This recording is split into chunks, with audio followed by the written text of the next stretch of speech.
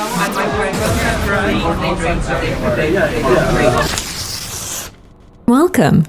to Noisecutter. All right, everyone, and welcome to the latest episode of the Noisecutter podcast. I'm your host, Rex Chatterjee. So, for this episode, which is another sort of cross-post, a collaboration between me and myself from my newsletter on Substack, Business Thoughts, and this podcast, Noisecutter, we come to two topics that are pretty near and dear to my heart, and those are ESG and hacking, both of which have been in the news lately with some noise that I think we might be able to clear up here. Also, if you hear some snapping and crackling in the background, that is my research assistant, my 5-year-old pit bull called Mason, who is conveniently destroying a toy right now. So let's get into it. If you know me, ESG is something I care deeply about. And so when I started seeing news articles about the quote-unquote death of ESG, I had to jump in and regulate. Is ESG dead? No. Dying? Maybe. And why? That's what we'll get into today. And also hacking. I've been listening to a pretty good book on hacking, and it's been on my mind lately. And then the Caesars hack comes out, and MGM, and you read into it a bit, and you're like, wait, they did it how? Jesus Christ, right? It can't be that simple. And yeah, it'll shock you when you find out exactly how the hacks were accomplished. The good news is that the really simple problems behind the vulnerabilities at stake tend to have simple fixes, right? And we'll get into some of those today, and also that vital book recommendation. So, is ESG headed for extinction? I came across some articles recently about BlackRock, State Street, and a bunch of other, money manager heavies closing their ESG funds. And it was sad to see, but it was not really unexpected. And why it wasn't unexpected is not actually for the reason you'd think. Nevertheless, is ESG on its way out? The answer is maybe, right? It's definitely not no. But here's what's what. So before we get into it, let's just talk about what ESG is from a basics level, right? For those unfamiliar with it, here's a quick explainer.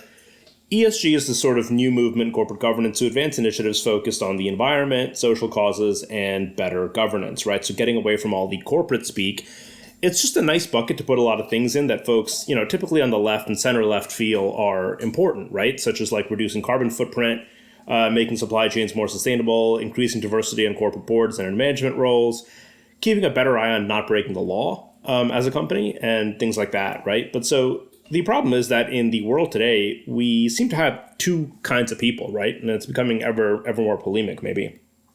Number one, you've got those who feel that these are pretty obviously all good things, right, and things we want to do. And then you have those who feel that this is actually what's going to bring down all of society. And this is what actually the problem is this overly PC, do-gooder sort of mentality. And lately, there's been sort of a pitched battle between the two narratives, right? And this is, starting and maybe even preceding the Trump era and to and through to today and some of the political shenanigans that we are currently witnessing go down. But that is a wholly separate podcast episode. But in any case, right, the divide in America, in Western society, maybe in society as a whole globally, that's not exactly news. So anyway, with that little sort of quick wrap up of ESG sort of done, let's go into the basics of everyone's favorite topic. I mean, obviously it's mine, right? Corporate law. And note, I'll do a bit of explaining on the key corporate governance and corporate law topics I need to get through here to kind of make sense of this argument. If you're a fellow corporate lawyer like myself, feel free to, fast forward, double time it, skip it all together, whatever, right? And if you're not a corporate lawyer, I can give you my address, send me a tuition check. This is basically, my professors at Columbia Law are going to be pissed about this, but this is a good summary in maybe a few minutes of what you would spend a large part of the semester learning in corporations in law school. Okay, so what we're here to talk about today is corporate governance and the process by which corporations make decisions, do stuff, etc. Right? So under Delaware law, which controls in matters of corporate governance for a large number of the world's leading corporations, and is sort of what we'll work off of here, Corporations are controlled by their boards of directors. Boards are comprised of directors who are elected by shareholders to basically steer the company in a manner that will be best for the shareholders. But what is best, right? And this is sort of recalls that famous line from the movie Conan where Arnold Schwarzenegger, I'll put a link to it, you guys can Google it on your own time.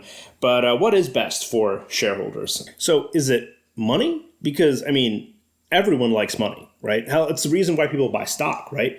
Share price goes up, shareholders rejoice. So boards just do whatever it takes to make the stock price go up, and that just means increasing earnings, right? So this is pretty simple. Like, what is best? It's money, right? But let's say a drug company like Johnson & Johnson were to diversify into like other drugs, like heroin, right? Sure, entering the global heroin trade might boost earnings for the next quarter or two, but long term, that probably wouldn't end well. Almost certainly wouldn't end well.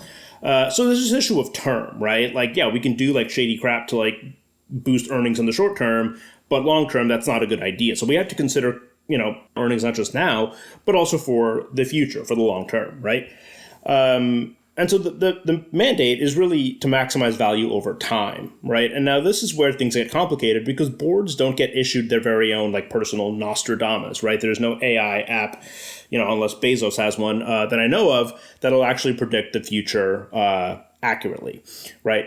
So there's no way of knowing exactly today how things will play out over time. If a board chooses certain option B over certain option A, and the company loses money over the subsequent year, can shareholders sue the company in what's called a derivative suit for screwing it all up? And the answer is not exactly, right?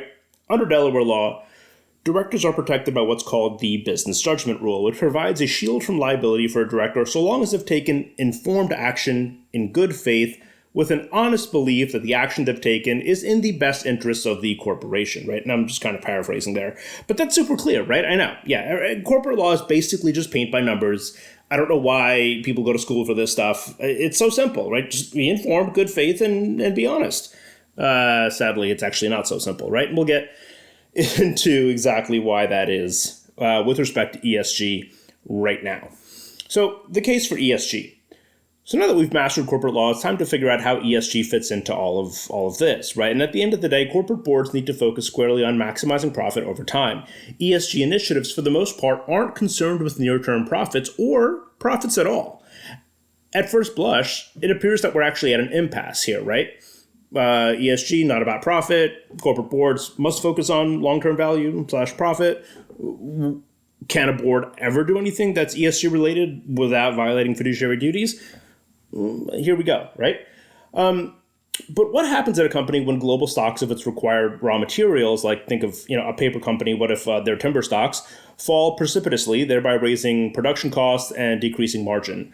Or a company gets canceled for a social miscue, which erodes its customer base, right? We've seen it happen.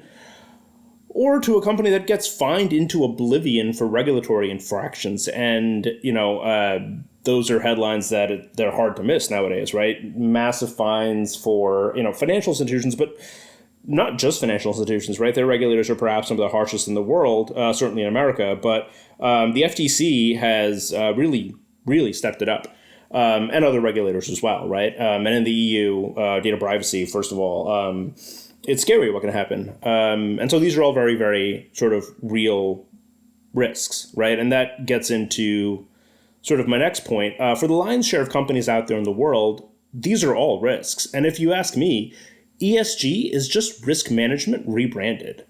And there isn't a corporate board out there that doesn't engage in risk management. That's kind of what they're there to do, right? Oftentimes the tension is like management, let's focus on profitability for the next quarter, 2 quarters, 3 quarters, whatever. And the board has to be like, yeah, listen, guy, like we need to focus on long-term value. So we need to de-risk, even if that means sacrificing some profit today, we need to ensure that there's long-term value for the foreseeable and, thereafter future. So again, we return to our 2 discrete types of people, but now we're going to phrase it in a different way, right? So number 1, those who feel that environmental, social, and governance risks are likely and or nearer term, and those who feel that environmental, social, and governance risks are unlikely and or more distant, right? And so from my consulting days, the phrase that gets used I almost don't want to say this. It's what is the closest alligator to the boat, right? You'll hear this bandied about, right? What's the closest alligator? What are we in the Everglades? Apparently, we're all in the Everglades. Is ESG, are these risks, right? The natural resources failing, climate change, the risk of cancellation or not keeping up to pace and not being a workplace that is attractive to workers with respect to social goals, regulatory and compliance infractions, etc. Are these alligators far from the boat, close to the boat, halfway in the boat, fully in the boat? Do they have a leg in their mouths, right? There's a varying set of perspectives about how close these alligators actually are, right? And so if we scratch the surface of that, you'll see what I've sort of led us into is kind of a trap, right? Because once we start thinking about ESG as less of does a person care, right? We've got people that clearly just don't care. And then we have people that do, but that group gets divided, right? It's does one as an investor, right, or as a director with duties to investors care to sacrifice returns? Things get a bit more fuzzy, right? The same group 2 people from before are still very much in group 2. But a lot of folks who were in group 1 might find themselves less sure of their answer now when you have to think about, well, the money's on the table, right? It's not just, do you care about alligators? Do you not want to get eaten by an alligator? Yeah, I don't want to get eaten by an alligator. Okay, but now I say, how close or how likely do you think that is, right? And once you start factoring in, I have this pressure to make returns, the ability to really care about alligators, you'll find people are now, that used to be unified, are now very, very mixed. And sort of the notion of an ESG fund, right? If you remember at the top, I was talking about how State Street and BlackRock and a bunch of other folks have closed their ESG funds from lack of demand. And these news articles talk about, it's pressure from conservatives and people on the right who don't care about ESG. I mean, kind of, right? But it's also perhaps equally, if not more so, and this is the sort of controversial thing that I want to get to sort of in some more depth. The whole point of what I'm saying here is that it's also people that are just really, really thinking about their fiduciary duties, and they say okay, well, look, right, I might really care about ESG from a personal standpoint, but I can't justify telling management that we need to sacrifice returns in the next 2 quarters to 4 quarters because we really have to be concerned about some ESG goal that, frankly, when you do the alligators analysis, that alligator's in a different country. And that's kind of where we're at, right? And that's why I think there are some ESG headwinds, and it's not because of people on the far right, at least not only. Now, to be clear, right, I personally, if you ask me, I don't think the alligators are in another country. I think they are not even far off. They, I think, are circling the boat, right? But my point is here, this is something about which reasonable people can disagree, right? And the position that the alligators are in, maybe not another country, but certainly far up the river, that I can't say is a patently unreasonable position to take. Certainly with the environment and climate change, the alligators might actually have already devoured us and we might just be ghosts inside of an alligator. I don't really know, right? Scientists can say better than I. But for a lot of ESG risks, it's not unreasonable to think that these are far away risks as long as one believes that they are, in fact, actually risks, right? But again, right, I think that these should remain a focal point, perhaps not an investment thesis, but certainly a focal point of good governance and long-term management. Why it doesn't work as an investment thesis is because essentially what you're saying is that, all right, companies focused on ESG are focused on the extra long term. And as investors, right, the whole point is I want money now, right? I want to see that stock price just jump and jump and jump. And when you look at things like long-term stability, they're oftentimes at odds with the, quarter by quarter outlook of managers and sometimes of boards to just focus on near to midterm profits, right? So you can expect that from the investing public then, not to want to look at companies that are prioritizing the extra long term versus those that are prioritizing the near and midterm. ESG funds closing doesn't surprise me because it's not an investment thesis. ESG is just sound business practice, it's sound business governance, and it's something that all businesses should increasingly be focused on. But the way to incentivize this isn't through pathway that focuses on investment and profit. It's through a pathway of requirement, right? And that is law and regulation. But, of course I would say that after all, am a lawyer. All right, next topic, hacking. But before we get into that, quick reminder, I'll put links in all this in the show notes, but if you wouldn't mind, give us a review, a like, subscribe, all the usual good stuff on Spotify, Apple Podcasts. If you want to get the text versions of some of these when they come out on Substack, you can sign up for free at businessthoughts.substack.com. Okay, so hacking. And the depressing reality of being a hack watcher, right? Someone that just kind of pays attention to the world of hacking is that on any given week, I've got enough material to write an entire newsletter or an entire podcast episode just about hacking. The particularly depressing part is seeing people adopt this sort of learned helplessness, and that's a term that I've borrowed from a book that I'll mention in a second. But learned helplessness, Jesus.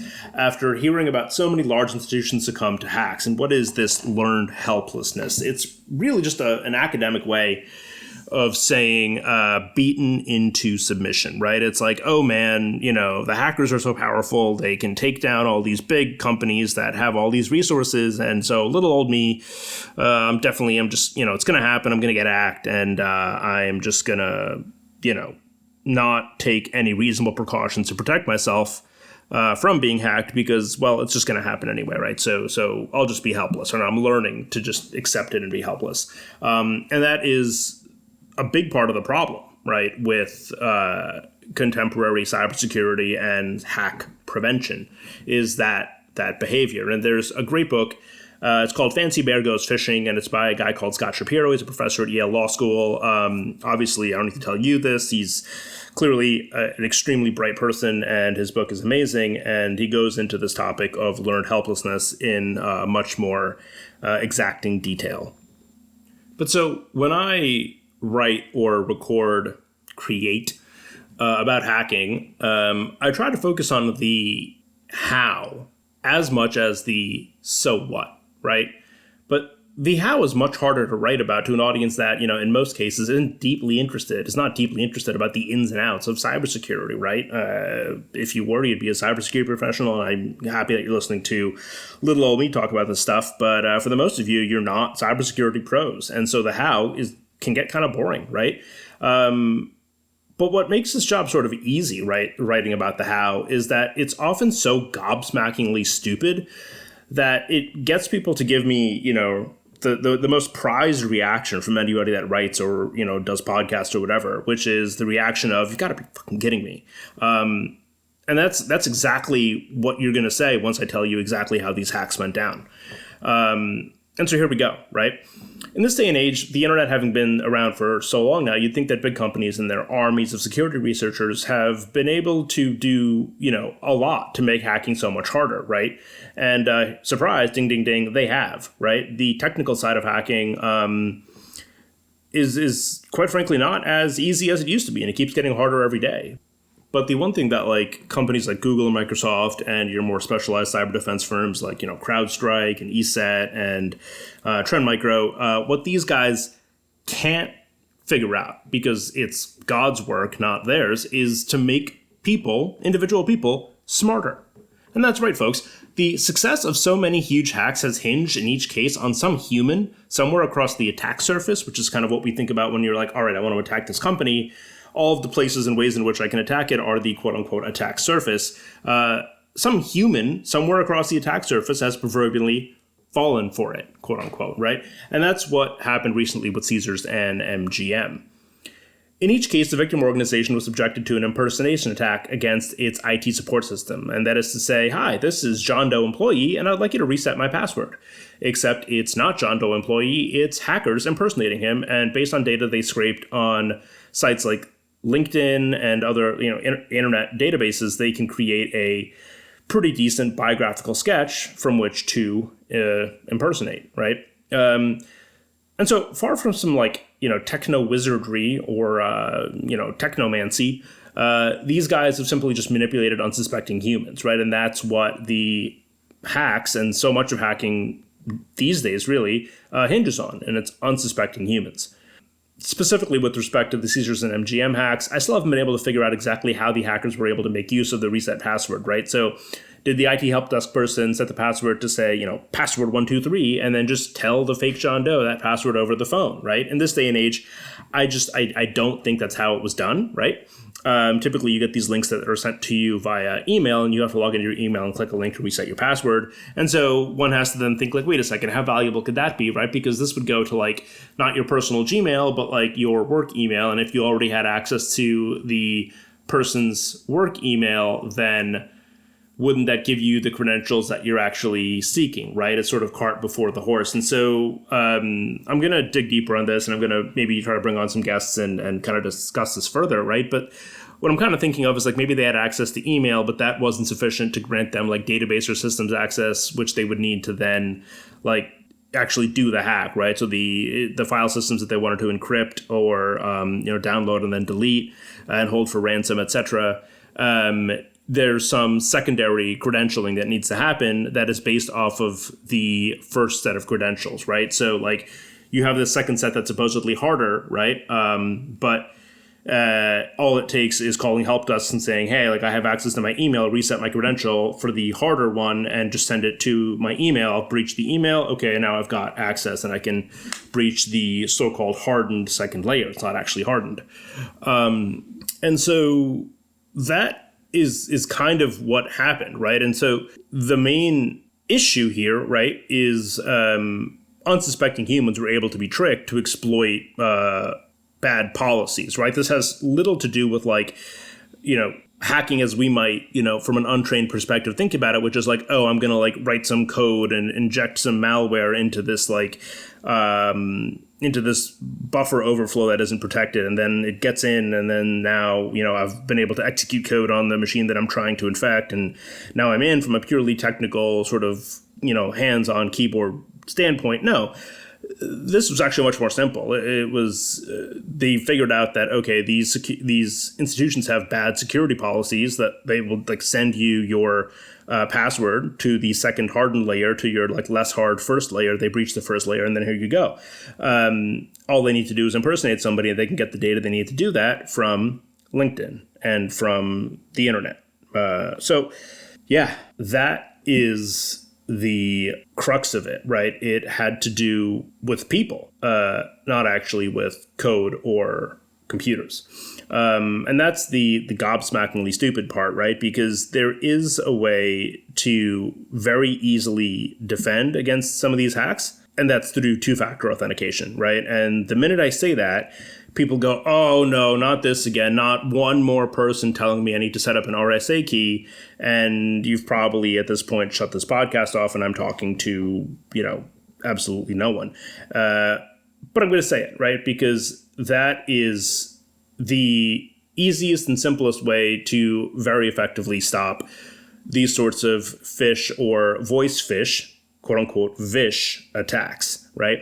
And I guess before I go any further, let's just, like, take a moment to footnote this. Yes, I know what a SIM swap is, right? And, like, if the two-factor device is a mobile phone or a tablet, it's vulnerable to a SIM swap, but that's a much more complicated attack.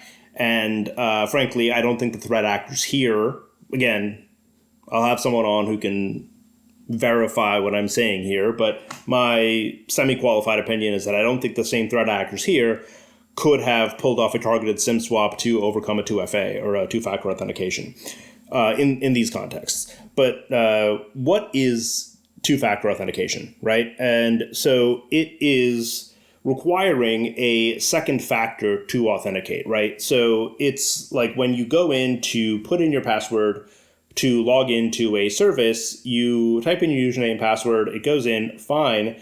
And then you get hit with okay, now I need you to open your phone, go to this app that you've downloaded where there is a secret changing sequence of numbers that changes every 60 seconds. That's, corresponds to what you're trying to log into. And you have to punch those numbers in, and only the correct numbers will then yield access, right? And so there's a number of ways to do this, right? I remember, back in the day working at a large financial institution, we would have these physical keys, right? These little, like, they look like a USB stick on a key ring, but it had a little, like, liquid crystal display LCD panel that would have these numbers that would just, like, flip every 60 seconds. And that sequence of numbers was your second set of authentication. So if you did not have that little thing, that key, you would not be able to, even if you had my username and password, you would not be able to log in as me to the systems.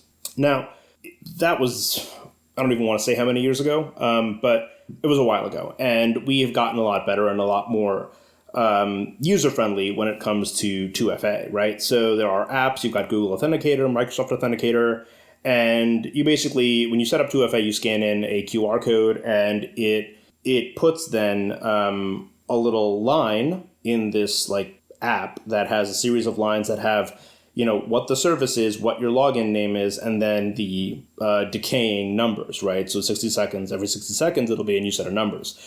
And it's annoying. Sure, it's one extra step whenever you want to log into something, but at the end of the day, it's either that or learned helplessness. And I don't know about you, but, like, that seems like a really low price to pay to not have to sit back and say, woe is me, I'm just going to wait around to get hacked. And again, that's not to say that two-factor authentication will protect you against any or every hack, right? There's ways to get around it, SIM swapping being one of them, right? But at the end of the day, it is way better than not having it, and it is way harder to hack if you do have it. And here's the kicker, it's pretty much free, right? The only thing that really might have to be paid for is a physical key, right? And so I personally use a physical key. I don't like to talk too much about my own personal security measures, so I won't go into further detail around what exactly I use or how exactly I use it. But I will give you some options, right? And these are listed in the show notes. And I go through 4 basic steps, right? 4 layers of a security program that I, at least, in, again, my semi-qualified opinion, think is a reasonable way to go around securing personal and confidential information technology systems. And again, right, some of the biggest hacks that occurred that crippled companies like MGM, people are worrying about their, like, personal information having been compromised. So as a company, right, that's obviously a huge liability. You've got regulatory issues, you've got lawsuits now, and ultimately the consensus seems to be if there were better safeguards around humans and passwords, these hacks wouldn't have happened. All of those billions of dollars of value that have been lost all came down to the fact that these guys didn't have something that you and I can set up for ourselves, for our own personal devices, for free. And, like, sure, maybe setting it up on an enterprise or organizational level comes at some cost. I'll tell you what that cost is. It's not a significant portion of enterprise value, right? It's not that. And the consequences of a hack like this, they are. And so, again, this advice I took when somebody else gave it to me, and I'm offering it now for anyone that wants to take it. Set up two-factor authentication, stay aware, stay trained up on at least the general goings-on with respect to hacking, and make cybersecurity an increased priority within organizations that you can influence, right? Whether it's work through a leadership position or anywhere else where you have the power or authority to effectuate change. Being more cybersecurity aware, perhaps we could call it part of the governance part of ESG. These things are related, who knew?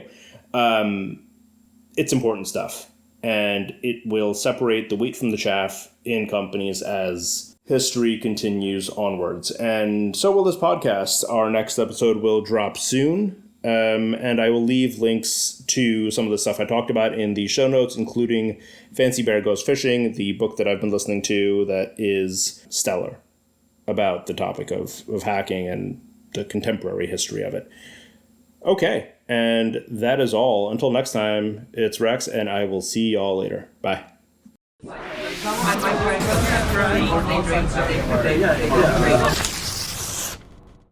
The Noisecutter podcast is a production of Titan Gray, LLC, and is hosted by me, Rex Chatterjee. If you found our podcast helpful and want to say thanks, please head over to your favorite podcast app, whether it's Apple Podcasts, Spotify, Amazon Music, or wherever else, and give us a review, leave a comment, and hit that follow or subscribe button to stay up to date on the latest. For more about our guest or this episode, head over to our website, Noisecutterpodcast.com, where you'll find contact info for our guest as well as links to some of the things we talked about on this episode. If you want to reach us directly, just send an email to info@noisecutterpodcast.com. This recording is a copyright of Titan Gray, LLC, with all rights reserved. This podcast may be construed as attorney advertising, and prior results do not guarantee a similar outcome. Nothing in this podcast should be construed as legal advice, and your listening to this podcast or contacting us about it does not form an attorney-client relationship. No affiliation or relationship, including an attorney-client relationship, exists between us and our guests unless otherwise stated. For full terms of use, please visit our website at noisecutterpodcast.com. Thanks for listening, and we'll see you next time here at Noisecutter.